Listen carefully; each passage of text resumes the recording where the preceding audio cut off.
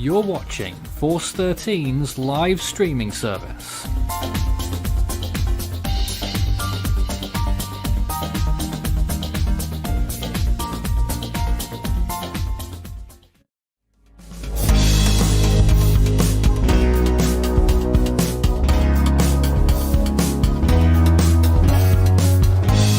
And now the latest around the wide world of tropics. Tropical Weather Bulletin for August 30th, live. Well, here we are in an active period with Hurricane Ida now, of course, inland after making a catastrophic landfall as a high-end Category 4 hurricane. There's also Julian and 10L there in the Atlantic, and Nora in the Eastern Pacific. 59 storms have formed so far this year as we head into day 242. It's day 91 of Atlantic hurricane season. You can see Hurricane Ida there, inland slightly, and then of course you can see Julian out there in the open waters. 10L in the Atlantic, another AOI emerging off the African coastline, and another AOI that we have in the Caribbean with the 10% chance. It should say 10, but it says 20. This was a little bit rushed because, of course, I had not as much time as usual to get this ready. It's day 107 of Eastern Pacific hurricane season, and you can see Nora there. It is hugging the coast of Mexico, and it is expected to move northwards, potentially weakening more significantly as it continues northwards. In the Western Pacific, there's not much going on as there should be, considering the fact that all the conditions going on here are pretty much unconducive for development. Nothing expected in the next 5 days here. Moving on over to the North Indian Ocean, we're looking at the same story. Nothing going on here and nothing expected in the next 5 days, as to be expected for this time of year, given the fact that, of course, we've now watched the season go by, at least the first peak, and now we're waiting for that second peak to come in about a month or so. Here's Atlantic satellite imagery. Keep in mind that the date on the top right accidentally forgot to change, but it's August 30th for this, and you can see Ida making landfall there. How it evolved, how it got itself stronger, and then really you can see the other two tropical systems we've been monitoring. 10L have been struggling to produce convection due to the shear though. In the Eastern Pacific, you can see Nora, if you can ignore the giant satellite glitch that we've been experiencing at least once per day with these. But needless to say, it is not looking as great as it used to, mainly because of land interaction. In the Western Pacific, you can see what's going on here, just a mess of clouds, which has been the case for the last several days now. Many of them pretty much impacting portions of the northern Philippines, a frontal system passing through China, but that seems to be the case almost every day from what I'm seeing.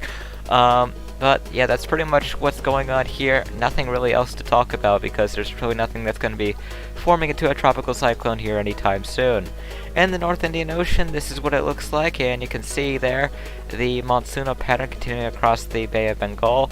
The Arabian Sea looking rather dead as per usual, given the fact that there's a whole bunch of dry air in there. And of course looking at that satellite imagery of Ida as it continued to strengthen before making that landfall in Louisiana earlier today with winds of 150 miles an hour and a pressure of 929 millibars. The strongest hurricane on record to hit Louisiana. Of course, it's tied with Laura in the last island hurricane of 1856. So there's the sea surface temperatures there, and they look like this: 28 to 29 degrees across much of the Eastern Pacific. Some areas around 27 though. The Gulf of Mexico seems to be literally unaffected by what Ida did. There is, of course, 28 to 29 degrees Celsius temperatures for the rest of the basin, although, of course, as you head towards the subtropics, those temperatures gradually decline. So yeah, you can hardly see the impact, but you can still kind of see Grace's impact though. And that was over a week ago. In the North Indian Ocean, you can see that the temperatures in the Bay of Bengal remain around 28 to 29, and as you head into the Arabian Sea, those temperatures quickly die off as you head towards the west. And as you go into the Western Pacific, much of the temperatures look to be in the Philippine Sea and the South China Sea and near the equator, where those 30 degrees Celsius are existent. Otherwise, practically the entire Western Pacific main region is around 28-29 degrees Celsius. Looking at the sea surface temperature anomalies, those should be displaying in a second here, and you can see that the subtropics and the northern latitudes are pretty much looking relatively warm, The Gulf of Mexico remains around 1 to 2 degrees above average, and the entire main development region looks around 1 to 3 degrees above average. Same thing with the Western Pacific.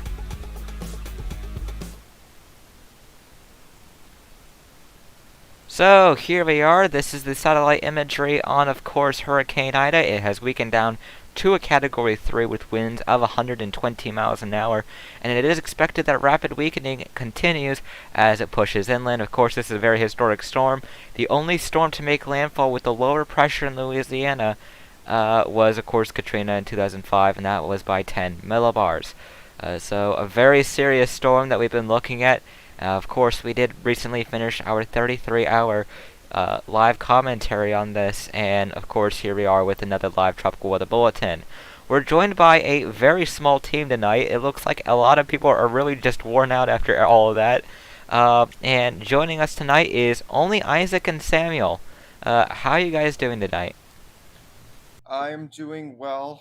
Just a little worried about, of course, what's happening in southeastern Louisiana right now as a result of Ida. A lot of us probably weren't expecting Ida to hold its intensity for as long as it has, but seeing how it has passed over a very warm section of the Gulf of Mexico, that eddy that has been persistent and has been producing some of the warmest temperatures around the globe, actually, and that's where Ida has passed over and has contributed to its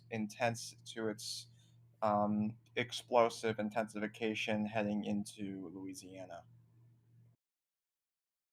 Yeah, it's been a significant storm, and unfortunately it took a turn last night while I was, of course, hosting that coverage that I really hope wouldn't happen. We saw this thing intensify rapidly all the way from Category 2 to Category 4 in just an hour and a half. Let me get that satellite imagery back to looping there, and there you go. You can see how it's evolved. The eye is finally seemingly closing on this thing, which of course is indicating that this is beginning that rapid weakening trend, and hopefully that continues. But regardless of what happens, this is going to be a really massive rainfall threat. And if you look at what we're looking at in terms of that aspect here, here is the excessive rainfall that we're going to be looking at. High risk is in place across portions of Louisiana and Mississippi. That pretty much indicates a 50% plus chance of rainfall exceeding flash flood guidance within 25 miles of a point. And then, of course, it's a moderate risk other than that. And then you can see how it expands outwards from that, moderate, slight, and marginal.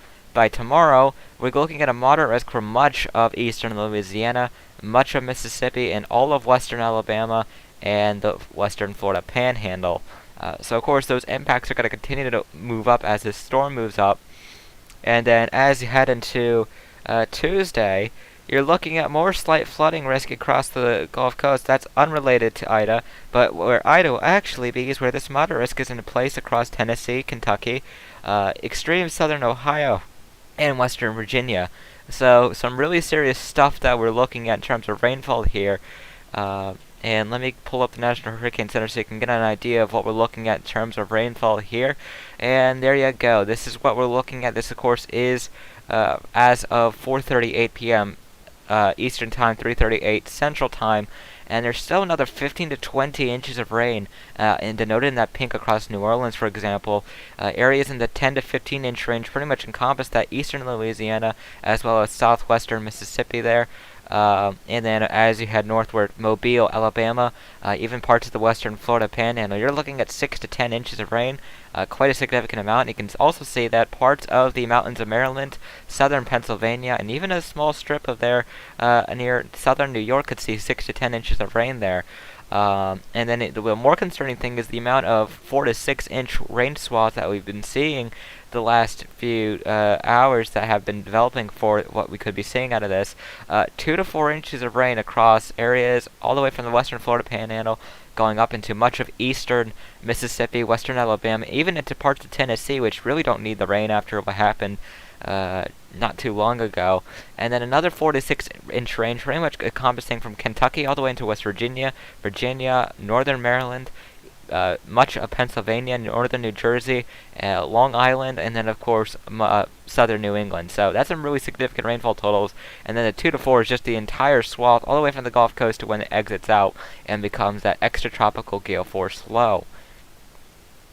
So with that said, here are the key messages to take away as we head into the evening hours, and Hurricane Ida continues to push further inland.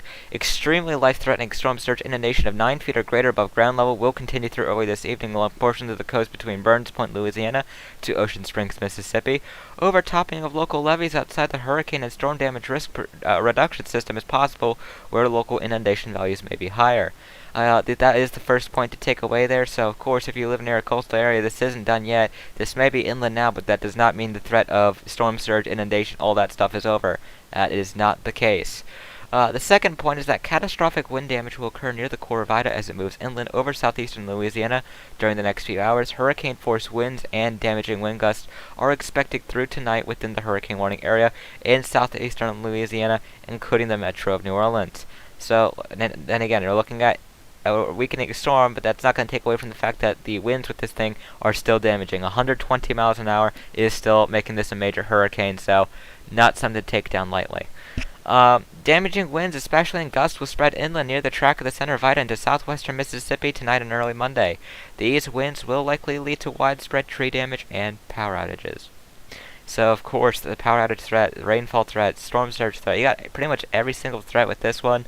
And then this is a really big takeaway that they're taking out from here. Ida will continue to produce heavy rainfall throughout Monday across the central Gulf Coast, across southeast Louisiana, coastal Mississippi, and southwestern Alabama, resulting in considerable to life-threatening flash and urban flooding and significant river flooding impacts. As Ida moves inland, significant flooding impacts are possible across portions of the lower Mississippi Valley, Tennessee Valley, upper Ohio Valley, central Appalachians, and mid-Atlantic through Wednesday. So yeah, that's the big takeaways. What are your guys' thoughts on the takeaways that the National Hurricane Center is trying to give out for these people?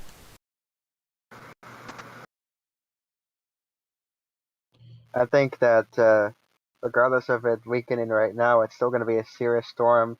Keep in mind, it is moving at a fairly slow pace. I think 10 miles an hour, if I'm not mistaken, right? Unless they slowed it down this new update. Um, I do want to give some updates on the current situation regarding the hazards currently associated with Hurricane Ida as it makes its way across New Orleans. Um, Currently, we are still seeing those storm surge threats, as well as those flooding threats, which are going to become the main hazard with Hurricane Ida as it continues to weaken, as well as a tornado threat, which is going to be the biggest threat along the um, right front quadrant of the storm. We do have a tornado warning in effect right now, and that tornado warning is currently for the counties of um, Hancock and Pearl River in southern Mississippi, as well as St. Tammany Parish in southeastern Louisiana, which goes until 7:30 p.m. Central Daylight Time. That is currently the only tornado warning that is out. Um, Latest updates to the storm surge warnings. Some storm surge warnings have shrunken a little bit. Um, the inner part of New Orleans and other areas outside of New Orleans, the storm surge warning has been removed, um, as well as the area around in Homa and surrounding areas are no longer under a storm surge warning, but they are all still under a flash flood warning. We did have a flash flood emergency earlier um, in the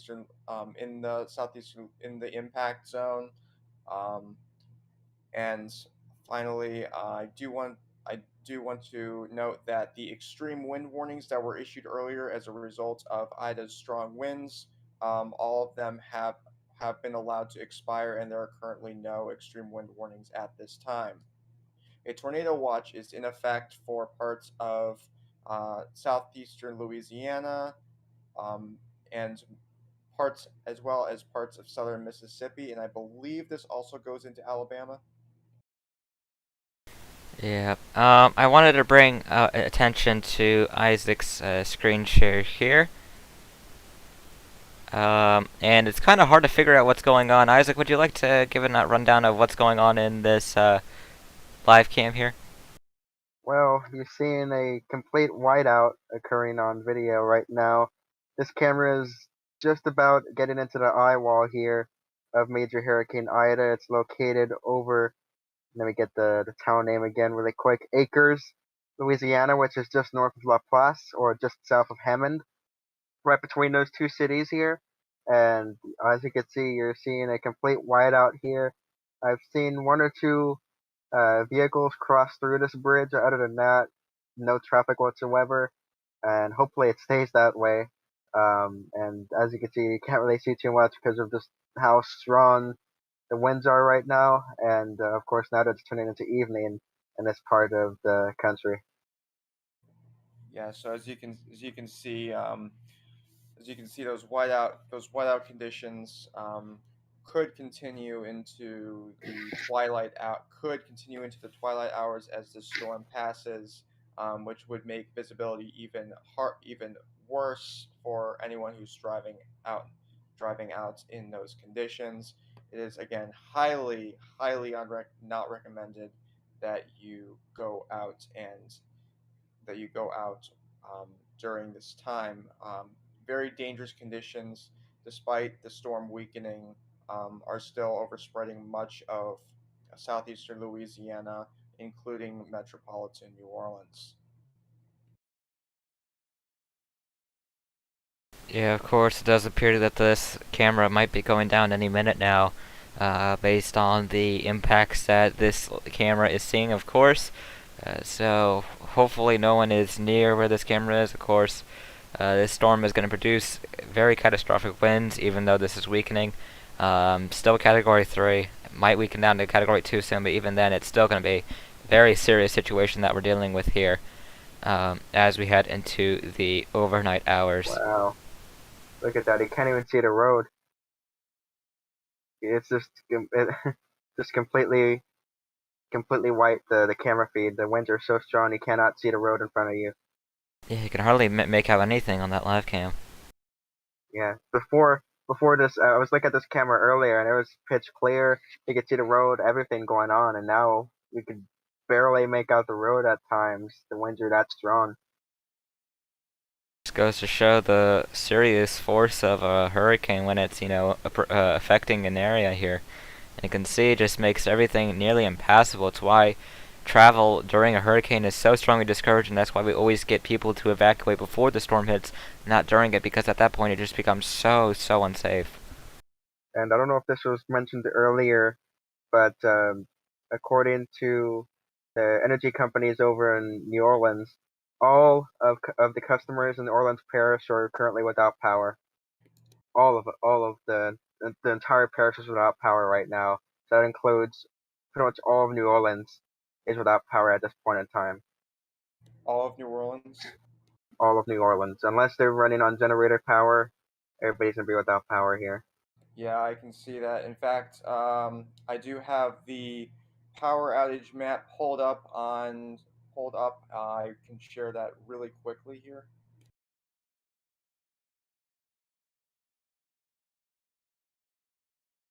I'm sorry, the camera isn't the best to look at right now. We had another camera before this, but as usual, with my luck, it went down just before we were about to go on air. Yep. Yeah. So in this map of Louisiana right here. So the darkest red areas, according to the map legend, show that you have 100% of customers without power. There are currently 723,814 state outages as of 7:07 p.m. Central Daylight Time. You can see some basically almost all of metropolitan New Orleans, Parish, Saint Bernard Parish, Jefferson, Plaquemines, St. Charles, and St. John the Baptist parishes. Those are all pretty much all without power, unless again there are backup generators running. Um, but yeah, other than that, all those areas are without power. Going west. The impacts are not too severe, but as Ida continues to move further north and west, packing those powerful winds and rain, I would not be surprised to see more counties, more parishes, um, losing more power. Yeah, not a good situation going on for them, and it's only looking likely that these power outages continue as we head into the overnight hours, and that's going to expand it to Mississippi as well, I would imagine. Yeah, they're not out of the woods from this whatsoever. So the power outage risk is going to extend over into there. Power outages are not as extensive in Mississippi, but yes, that is definitely going to change. Wilkinson County is currently the hardest hit in terms of power outages, um, with the exception of Calhoun County, but not as, even though there's more higher percentage of power outages, there's not as many customers. Here, obviously, there's a lot more, and this is probably the most affected. You can also see some of the southernmost counties already having lost power, um, and we're going to expect this region right here and up towards west central Mississippi to start having more of those power outages.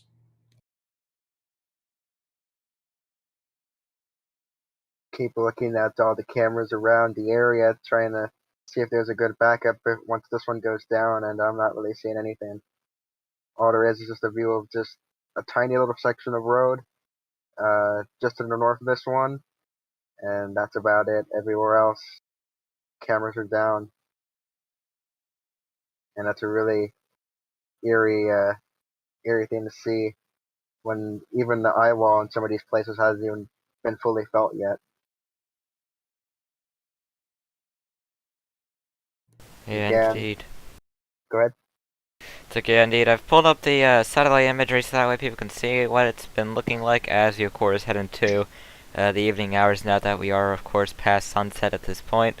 And you can see that ice slowly starting to fade or get covered by the cloud cover, of course. And that is expected to continue. But yeah, you can really see that this thing held relatively well together for the landfall, considering the fact it's been inland for quite some time now.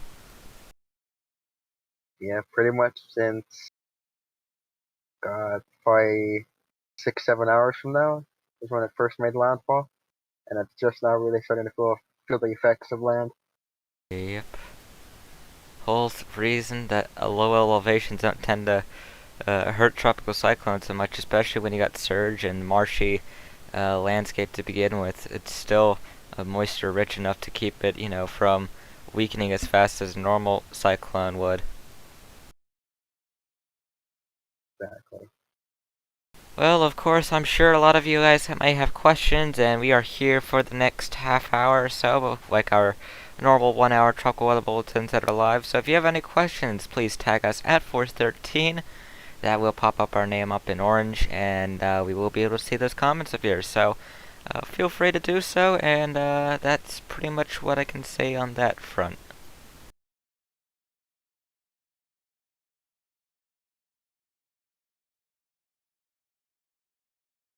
I think it's pretty much useless just to show my camera because it's all you can see is pure blue because it's gonna be nighttime there and can't see anything because the winds are so strong.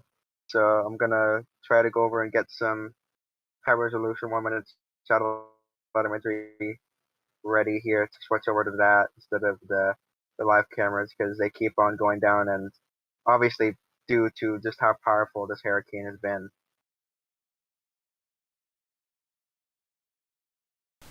We did get a question. The first one was, do you guys think that the African wave modeled for the MDR will be a big ACE producer? Frankly, yes. I'll go through the models and basically explain what we're looking at here. We'll start with the GEFS ensembles. I think you can quite clearly see the systems we have active. Of course, Ida is represented by the tight cluster of everything going on here. Julian, you can see over here. And then, of course, Tropical Depression 10L, you can see over here. Basically, if you run things forward a bit, by 18 hours, of course, it will finally be entering Mississippi here.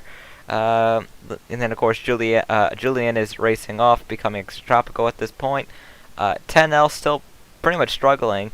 And you can start to see this tropical wave begin to exit the coast of Africa there, and really begins to take off almost immediately, pretty much with the potential of becoming a tropical system while still south of the Cape Verde Islands. So that is something. And then you can see why we have that 10% Caribbean AOI. There's been some rumblings about something developing here. It's just that there's not enough model support to go higher than 10% right now. So that is, of course, what we opted with. But if you forward time, you can start to see that the models kind of have some hope for 10L here, as long as it maintains its circulation. Of course, its convective activity has been something it's been struggling with due to the fact it's facing over 25 to 30 plus knots of wind shear at the moment. And then this is definitely not going to be the case. You can start to see where things definitely become to go rogue for this new system here. And as you continue to push forward in time, those red barbs there pretty much signifying a stronger tropical cyclone as you head forward in time, and then of course that Caribbean thing that of course we'll be monitoring as well. Doesn't seem that the Caribbean thing is going to be as strong as what models wanted to predict, especially the GFS. The GFS did want to make this in some way an Ida repeat, which would have been bad in a lot of levels. But you can see that there's a lot of GEFS support for this becoming a very significant storm. Thankfully, unlike the last several storms that we've been dealing with in the Atlantic, this isn't going to be something that affects land. But if you go forward in time, there is a rogue one that decides to scrape the northern Leeward Islands, but of course that is a outlier compared to what we're dealing with. That Caribbean one, a few of them keep it a weak tropical storm, though there is a little bit interesting one where it keeps it a hurricane, it seems. But definitely going to be this one that we're going to be watching. That is going to be more than likely the next hurricane of the season as long as the models hold. And even then, this thing is going to be lasting for quite some time. You can still see some really good model support even after hour 258. This is September 9th now, and there's still pretty good consensus that this remains a category 2 or 3 system. If you look at the pressures, you can see 70, 70, 77, 74, 67. That would pretty much be a category 2 for a consensus right there. And then it looks like it would finally begin to die out, turn extratropical, and so on. So that is what we're looking at in terms of the GEFS ensembles there. Skipping over to the GEPS ensembles, this is where we're looking at pretty much the same story immediately, because of course that's exactly what's happening right now. And then you can really see this new AOI begin to really take off as it exits the African coastline. You can see 10L pretty much attaining tropical storm force winds in about 24 to 36, maybe a little bit longer, and you can see Ida pushing itself further inland. Eventually, it will cross into the mid-Atlantic, anywhere between Virginia, Maryland, or Pennsylvania, more than likely. There's some slight support for the Caribbean thing as well, and you can really see this thing taking off here with that AOI there, and it really becomes a really significant storm. It's just a matter of where this goes, but it does appear, as long as it stays east enough, this will be a powerful storm, but a threat to not many, maybe just strip currents being the biggest threat to anywhere, if any impacts are there. So that is what we're looking at in terms of that. Going in terms of, you know, the actual parent models themselves, you can see Ida make landfall, affect the mid-Atlantic, of course. Eventually, you can see that tropical wave begin to get itself organized. Some support for 10L becoming a tropical storm eventually, whether it's in 4 or 5 days, and it seems that they want to make 10L a hurricane, believe it or not. 985 millibars, and then you have, of course, 991 by that point as you head later. Eventually, 10L weakens. You can see this become a relatively significant storm. eventually getting to the low 970s on the latest GFS run and staying that way for quite some time before it becomes a very powerful extratropical low, and then eventually goes off as it loses itself around Greenland. So that is what we're looking at from that specific model. Going into the Canadian model, this is what we're looking at in terms of that. You can see Ida go inland. CMC seems to completely dissipate 10L, and then you can see that AOI as it continues to develop. And it looks like they have it a relatively decent storm there. It looks like they also developed this thing that we're watching here from the Caribbean. I'm trying to trace that back real quick. Yep, that is the Caribbean thing that we're monitoring, of course. And they have it becoming much stronger than the GFS, going up to a Category 2, it seems, before hitting the Texas-Louisiana border, which, of course, is definitely not needed. We've already had enough landfall so far this season. And then, of course, the Canadian model takes us down to 966 millibars, or 986. It seems it's 986. Yeah. Okay, it's 986. Okay, so it's basically a Category 1 that they have. It seems that they want to make the Caribbean thing stronger than that AOI, which is interesting. Icon, of course, they don't go out as far, but in terms of what we could be seeing here, it's pretty much the same story. 10L eventually becoming a tropical storm, and then, of course, this thing that we're watching coming off the African coast could become a significant hurricane. Thankfully, this isn't going to be something that keeps itself going westwards and, you know, becoming a significant threat alone. Let's see. Going to the European, of course, they do forecast only 24 hours, so it's a little bit less clear when it comes to things. You can say Julian becoming tropical, Ida continuing inland, and then, of course, Tropical Depression 10. It doesn't seem that they want to give it tropical storm winds at all. You can see this thing becomes extremely broad. Tropical storm force winds possible across Virginia, West Virginia, and even the Carolinas, interestingly, before taking this as a relatively at some interesting developments there. 45-mile-an-hour winds, it seems. Of course, this is the 850 HPA level there, so of course that's probably not to be taken with full things. It's probably going to be less than that, but you can still say it's going to be around 998 millibars, which is pretty good for a system. And then eventually becomes that gale force low, and they really bombed this thing. I think the European is actually the strongest solution with this. Keep in mind, this becomes at 961 millibar by the third. So yeah, the third, and then we skip forward to the fourth, same time, Category 3. Skip forward to the fifth, still a Category 3. Skip forward to the sixth, still at least a Category 3. Skip to the 7th, same story. September 8th, still same story. So we're going to be talking about a major that lasts at that status for quite some time if the European run were to verify. So needless to say, we could be looking at a very significant storm, but thankfully this will be a fish one, hopefully. Let's see, the next question we had was, what do you think about the overtopped levee?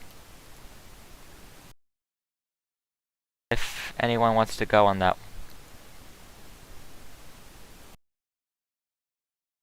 I remember hearing about it, but I don't know. I forgot where exactly that was at. That levee was outside of the New Orleans levee system. This was more a local levee system, and those kinds of levees in storms like this are much more vulnerable to be overtopped. So that's one of the areas that was actually in a mandatory evacuation, because for obviously for one of those reasons, those levees couldn't hold them, unfortunately. We had another question asking if one of you guys could explain what the brown ocean effect is. Pretty much where the storm, usually a lot weaker storms than this, say Claudette intensity, where they sit over an area for a certain amount of time, where they make their environment that they're going to make landfall, and a lot more humid and more favorable for at least maintaining convection and maintaining its intensity much further over land than you initially think. And that's really how I could quickly summarize it. Just it usually happens with weaker tropical cyclones and tropical cyclones that dump copious amounts of rain. Alright, thank you for that. Usually storms just weaken slower anytime that the brown ocean effect card comes into play here. Exists an example of why I-named storms are retired? I don't think I can really give an answer. I know it's called the I-name curse for a reason, of course. But in terms of looking at analogs, the I-name typically comes during the peak of the season, and we typically see the first major storms of the season by then, and usually they earn that name, of course. So that is why we have that that curse, I guess you could say. It is interesting though, because of course this is the earliest that we've gotten to the I-name in List 1, so of course an example of a very historic List 1 retired name is Isabel of 2003, of course, but that didn't form until September of that year. Is there any tropical depression in the Atlantic? Well, there is 10L, and there is Julian. I'll go over a second and pan around and see those storms that we currently have active here. At least a good resource tool for that. So, of course, there is Ida, of course. You can see that there. Slowly weakening as it heads further inland. Of course, that weakening is going to become more rapid. Now you can see Tropical Storm Nora, which doesn't look exactly that great as it used to before it made that really close grace to Jalisco yesterday. And then you can see, well, you can't really see much. This little blob of convection you see here, this triangle in a sense, is Tropical Depression 10. That is basically how bad it's doing in terms of its convective organization at the moment. I'll skip this a little bit, and you can just basically see the naked swirl of clouds that pretty much is 10L here. And the only reason it's basically still alive is all because of this burst of convection to its southeast. That's the only reason it still classifies as a tropical depression. And if it wants to become a tropical storm, it needs to survive this 30 to 35 knots of shear at the moment. Kind of pull a Vicky in a sense, considering the fact that Vicky kind of, survived against, 50 to 60 knots of shear? But needless to say, 10L is not looking too hot right now, and that is putting it lightly. And then, of course, looking further in, this would be Julian. Julian looks like your average northern subtropics fast-moving storm. This is booking at a speed of about 24 miles an hour.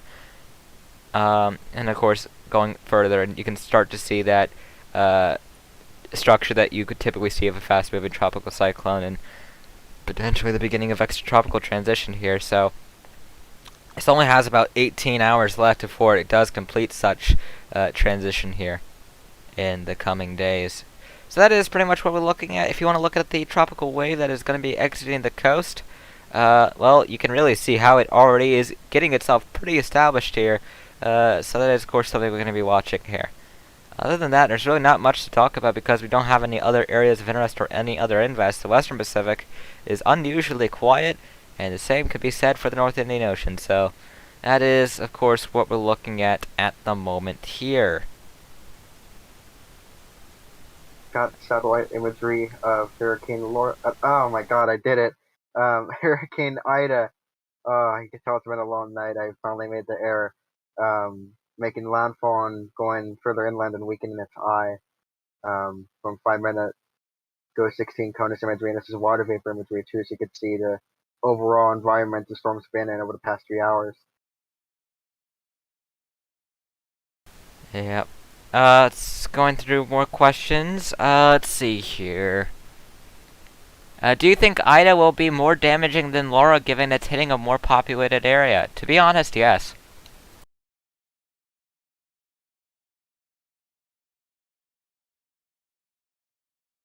Laura hit a relatively unpopulated area, thankfully, but it was still Lake Charles, and of course you had Cameron Parish get significantly impacted. But this time you have a metro study that's seeing really severe impacts, and the fact that this rainfall threat from this is going to be spreading really far inland. So yeah, this definitely could be more damaging than what we saw with Laura here. Of course, both of these made landfall at the same wind speed. And needless to say, based on what we've seen so far, based on what damage, what reports we've seen, what video footage, of course, we've also seen, this thing is definitely going to be one for the historical books. I don't think there's anything that's going to be preventing this from getting retired. This is one of the strongest U.S. landfalls in terms of what we have seen here, so it's definitely in the top 10 of things, of course. Got a report in from WGNO TV. They say producers and directors forced to leave the control room during our live coverage. The ceiling has peeled away. We are in the Galleria at Miateri, which is the city, the other big city just west of northwest of New Orleans. And again, that's coming from that local news station. They're reporting the parts of the ceiling over there being peeled away from the hurricane. Yeah, not good news. Of course, this is affecting businesses as well. That's been the common concern that we've been seeing with this. Jupiter doesn't like an asteroid. Ask, will there be more storms in September in the Atlantic? Well, that is an automatic yes, of course. September is peak season. It is the month that we typically see the most storms. We shouldn't be seeing 2020 levels of named storms. Of course, we saw that break the record for most storms named in a single month there with 10. We should not be getting that many, hopefully. But needless to say, it is going to be the peak season, and we're going to be probably getting another hurricane soon.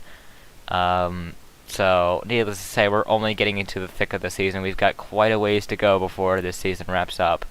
Yeah, and from what I remember, it seems that we are, despite having fewer named storms, we might actually have more accumulated cyclone energy at this point than we did last year in 2020. Oh yeah, 2020 only had one major at this point last year. Yeah, by this point we had two.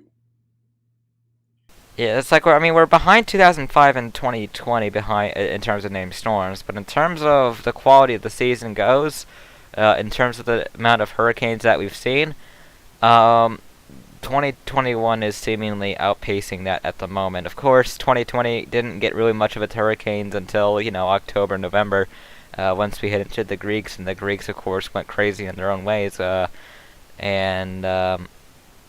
obviously we don't use Greeks anymore. If we run out of names, we will use the auxiliary list. Hopefully we don't have to go that far, but there remains that slight possibility. We will see what happens, because September is going to be that determination of whether there's a good chance of not happening or not. Let's see here. More questions that we have. Why do you think Ida made that turn to the north, preventing Kuma from entering the eye? Well, it was supposed to move north. It is getting steered. Now that it's no longer influenced by the steering of things like Nora or other systems like that, it's going to be moving towards the northeast thanks to ridging and steering patterns and all that stuff. So this will be making it a long-awaited slow curve to the northeast and then eventually the east, as expected. So that's pretty much why Kuma didn't get into the eye.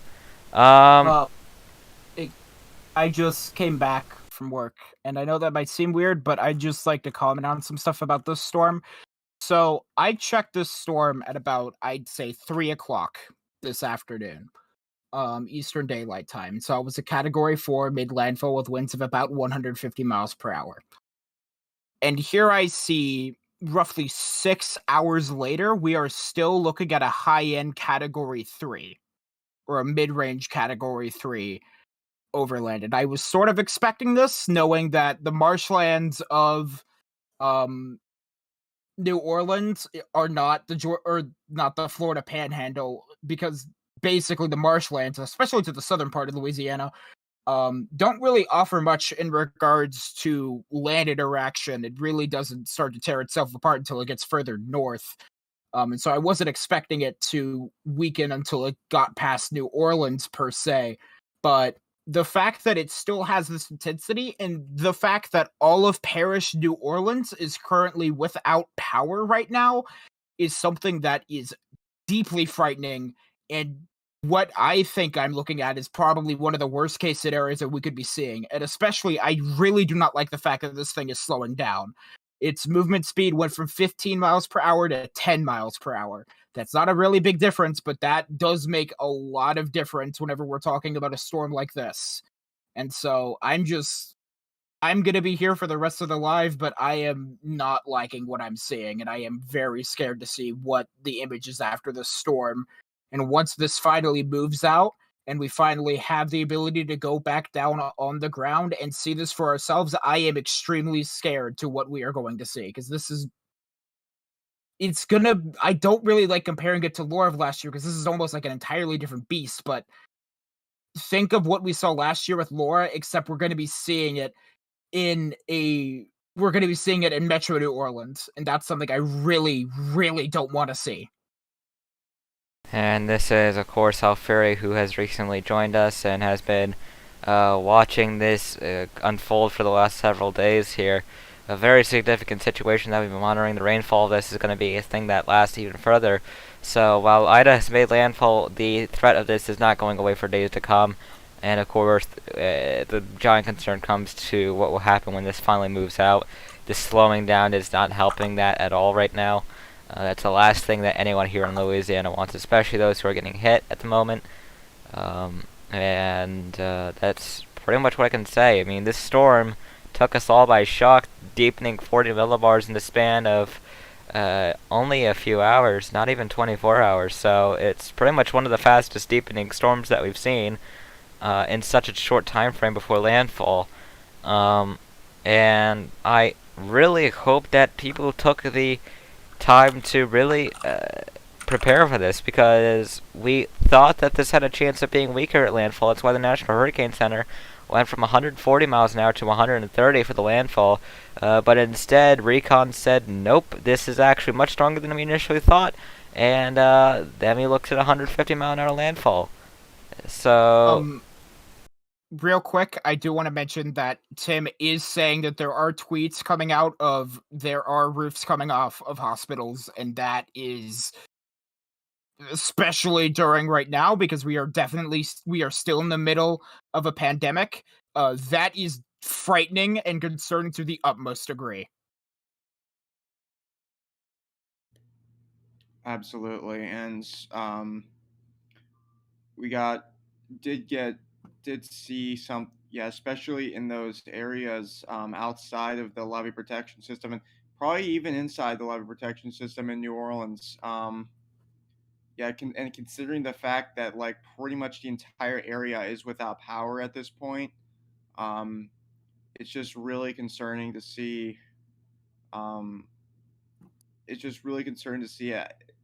It's kind of make me wonder why some people chose to stay behind, taking those risks. Hopefully, everyone who has been staying behind, especially inside the levee protection system, has been prepared. And not only is the wind and the rainfall still a big threat, but the storm surge, you still have those storm surge warnings in place, and with the wind still being funneled across the areas where it have been getting hit by the surge, that could be persisting, and it could be getting worse. Although the storm is weakening, so it seems like the impacts might not be as pronounced, but the threat is still very much there right now. Yeah, and on the topic of the storm weakening, I'd also like to go ahead and talk about the rainfall forecast real quick. National Weather Service Eastern region on Twitter. I already went through that. Oh, you did? Okay, I'm sorry. It's just that I do think we do have a new marginal, and that includes way further to the east than I think it was that I was expecting it to be, because it goes into parts of like central Virginia and includes Atlanta. I'm sorry. We had a few questions to go because, of course, we only have 10 minutes left before we do wrap up for the evening here. We had a question is Julian strengthening and what categories it's supposed to reach? As of right now, it's 60 miles an hour. It is expected to remain a tropical storm up to 65 before it becomes post-tropical in 18 hours. So not really much of a life for that storm at all. Let's see here. Keep those questions, tag us at Force13. We're only here for another few minutes before we go over to the last segment of this Tropical Weather Bulletin. But yeah, someone said the second time that List 1 is active. Of course, it's really beating out the only other active season right now.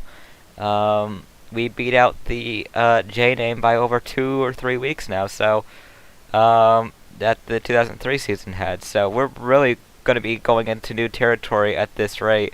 Names that have never been used in List 1 before. And that would start if we go up to Rose and further, as we've never gotten there before. I'm in college in Boone, North Carolina. Do you think I'm going to get some classes off? Probably not. Xavier? Yeah? Portions of the ABC affiliate for New Orleans, that building is starting to have a ceiling collapse. Yeah, I think that was covered here earlier. I mean, the roof is coming off. Yeah, unfortunate that news stations, of course, businesses are getting impacted just as much as homes and shelters are, so this isn't something to take down lightly. We've had a bad feeling that this could happen, but here we are, and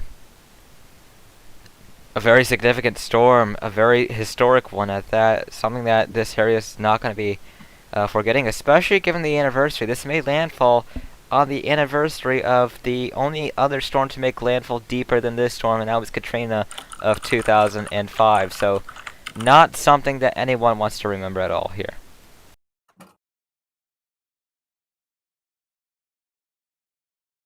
Let's see, going through more questions here. Is Julian going to affect Greenland? Probably not. When is the TD in the main development region going to be named? I think it's exiting it, and it would require it to get convection again because it's been struggling to do that under 30 plus knots of shear. The only thing keeping it a tropical depression at the moment is the fact that it's got a convective burst to the southeast. Otherwise, it's a complete naked swirl. When will Ida weaken to a depression and hit Connecticut? Well, Connecticut could be seeing some rain, but by that point it'll be post-tropical. Do you think that TD10 could become a hurricane? There are some models, but it needs to survive the shear first before we make that assumption. Is the 2021 season expected to have a late season burst like 2016 and 2020? I honestly don't know yet. I really don't know what's going to happen with the season at this point. The season's given us a lot of surprises, a lot of oddities as well, so I don't know what's going to happen with that aspect of the season. Think you can give an idea of how many major hurricanes we could get in the next few months? Well, NOAA forecasted 3 to 5, which would mean that we're still going to get another 1 to 3 majors at this point.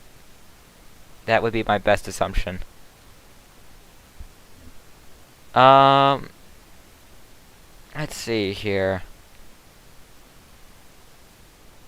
That's seemingly the last bit of questions that we did have to go through here. Oh, nope, we have a new one. Why do you think Ida made that... we already answered that question, though, so you might have to go a little bit further back, but we said that it was expected to because of the ridging and all. What are the expected rainfall estimates for Baltimore City and Baltimore County, Maryland? The National Hurricane Center seems to show 2 to 4 inches. Well, guess what? I'm your person to answer that question because I literally live just south of Baltimore. Yeah, the Weather Prediction Center has actually been upping the rainfall forecast for the region here. Up to 4 to 6 inches of rain are possible, and it seems that it could be getting some significant rainfall, but if you're near the border of that, that could be 3 to 4 inches of rain. That it seems to be the most likely scenario for Baltimore at this point. Could the Mid-Atlantic see tornadoes? Probably not. It's going to be much cooler, and usually once you have that kind of weather, severe season is already winding down for the Mid-Atlantic, so the chances of severe weather are relatively low. It's probably going to be a mostly rain event. What's the current ACE? The last I checked, it's 41. What is the next hurricane? More than likely that area of interest off of the Africa, that will be coming off of Africa. Is there a chance that the wave coming off Africa does not turn to the north? Doubtful. There's the ridging would cause it to go north. I don't think there's really any way that this goes on and, you know, affects the entire Caribbean and goes on and hits the U.S.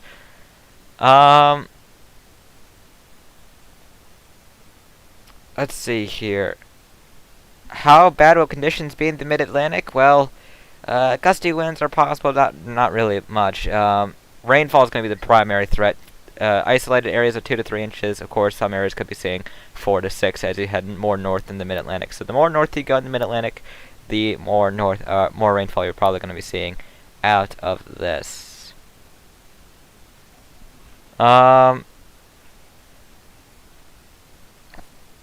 So, with that said, of course, we are running down, so any of the last questions, please get them in before we do wrap up. Of course, we will be continuing to provide updates, social media, graphics, of course. Follow us on our Twitter at Force13. If you like our content, our live streams, we will be, of course, providing more live streams as we continue to go further into what has been a very climatic hurricane season so far. So, consider to subscribing, of course. What can northeastern North Carolina expect from this? Probably some rain. But I don't... Rain. Yeah, rain's pretty much going to be the biggest threat, but other than that, not much. You're going to be getting rain and cloud cover, and that's about it. And I do actually have a question for because I feel like I do need to mention, or at least talk about this. We've been covering this for quite a long time. We've all seen this storm evolve. What is everyone's state of mind right now after landfall? Is this worse than we were expecting? Is this better than what we were...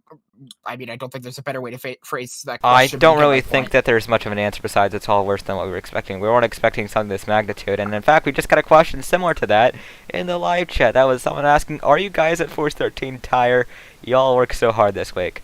Yeah. I, especially myself, because you see, I kind of pulled way too much of a late night last night posting the live coverage that we were doing on that graveyard shift there. I'm somehow surviving off of 3 hours of sleep here, and I'm probably gonna go to sleep as soon as we end this. So it's been a rough day for all of us here.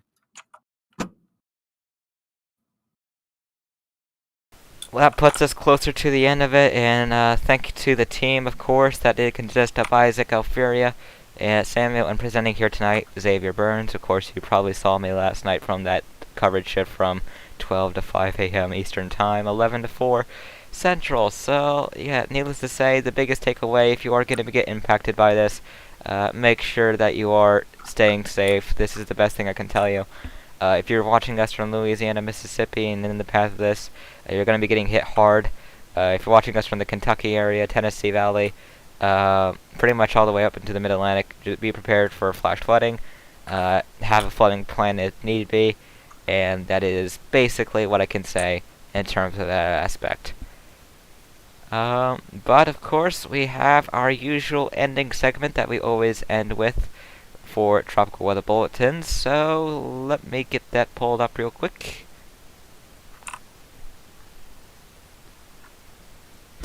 And there you go. On this day in 1979, it was another serious situation in the Atlantic, and we had Hurricane David of 1979. Of course, 1979 was the first year where we started using male names in the Atlantic. We also had Tropical Depression 9L. While it may look like a weak depression, it was menacing for its own way because it was what became Frederick. So a very serious day, and those were the only two systems active. So despite it not being active in terms of the storm count, both of these storms would become very significant disasters for respective areas. And the Atlantic, of course, can follow more of our On This Day products powered by Cyclone History. So with that said, the next name of the Atlantic is Kate, followed by Larry. In the Eastern Pacific, we're looking out for Olaf and Pamela, and in the Central Pacific, we're still waiting for Hone. Moving on over to the Western Pacific, that is coming up next here. The next two names in this basin are Kansan, followed by Chantu. Seems it's going to be a bit of a time before we get that next name there. In the North Indian Ocean, we're looking out for Gulab and Shaheen. Moving on over to the Southern Hemisphere, specifically the Southwestern Indian Ocean. The next two names there are Anna, followed by Batsirai. In the Australian region, we're looking out for Patty and Ruby. And in the South Pacific, it's Cody. We'll be back for another live tropical weather bulletin more than likely tomorrow night. We'll figure out whether it's going to be a standard one or a live one.